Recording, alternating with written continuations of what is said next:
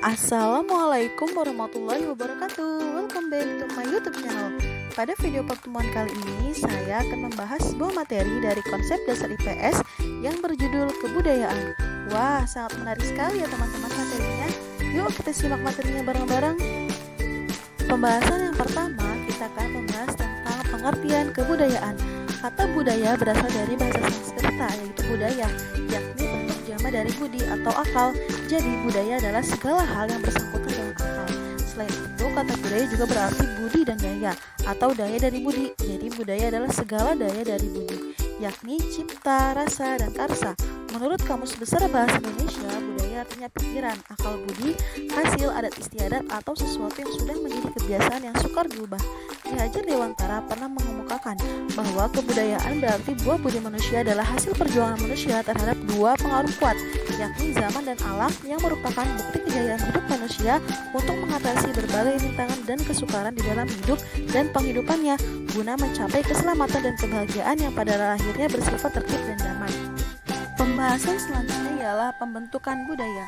Konsep kebudayaan Indonesia dibangun oleh para pendahulu kita. Konsep kebudayaan Indonesia di sini mengacu kepada nilai-nilai yang dipahami, dianut, dan dipedomani bersama oleh bangsa Indonesia. Nilai-nilai inilah yang kemudian dianggap sebagai nilai luhur sebagai acuan pembangunan Indonesia. Nilai-nilai itu antara lain adalah takwa, iman, kebenaran, tertib, setia kawan, harmoni, rukun, disiplin, harga diri, tegang rasa, ramah tamah, ikhtiar, kompetitif, kebersamaan, dan kreatif. Nilai-nilai itu ada dalam sistem budaya etnik yang ada di Indonesia. Nilai-nilai tersebut dianggap sebagai puncak-puncak kebudayaan daerah sebagaimana sifat atau ciri khas kebudayaan suatu bangsa di Indonesia. Konsep kebudayaan Indonesia ini kemudian diikat dalam bentuk konsep persatuan dan kesatuan bangsa, yaitu konsep Bhinneka Tunggal Ika, berbeda-beda tetapi tetap satu tujuan. Adapun pembahasan yang ketiga ialah pengaruh kebudayaan Hindu-Buddha, Barat dan Islam terhadap kebudayaan Indonesia. Pengaruh kebudayaan Hindu-Buddha, Barat dan Islam terhadap kebudayaan Indonesia membawa perubahan signifikan dalam berbagai bidang kehidupan masyarakat. Adapun perwujudan akulturasi antara kebudayaan Hindu-Buddha dengan kebudayaan Indonesia terlihat dari seni bangunan, seni rupa dan seni ukir, seni sastra dan aksara, sistem kepercayaan dan sistem pemerintahan.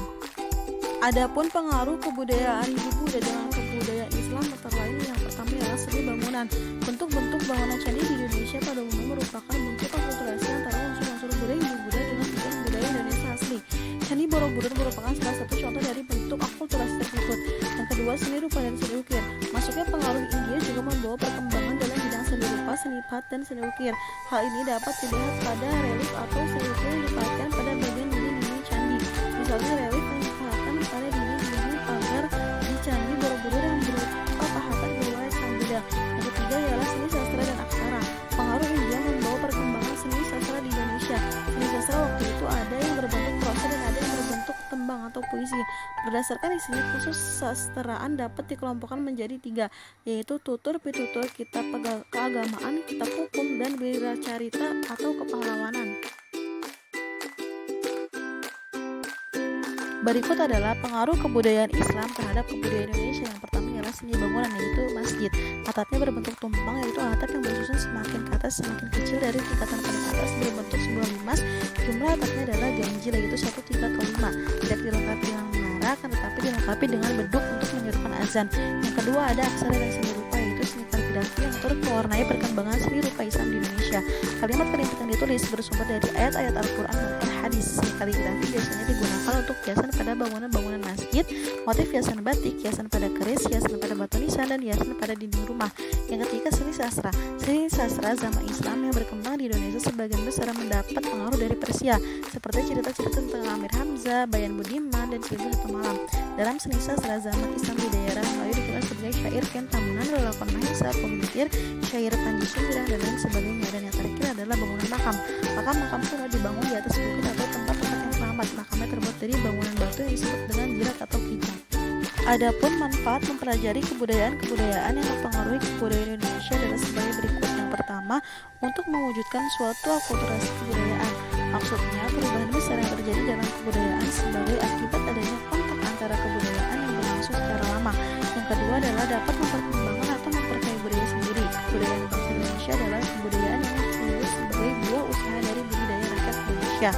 Yang ketiga ialah pola pikir masyarakat yang menjadi lebih maju sehingga mendukung modernisme. Yang keempat, ilmu pengetahuan berkembang lebih baik. Yang kelima, agar kebudayaan Indonesia dapat menyaingi kebudayaan luar. Dengan begitu, kebudayaan Indonesia tidak memudar karena adanya kebudayaan luar yang masuk. Oke, baik teman-teman, mungkin cukup sekian pembelajaran pada materi video kita kali ini. Semoga bermanfaat. Thanks for your attention and see you next time. Wassalamualaikum warahmatullahi wabarakatuh.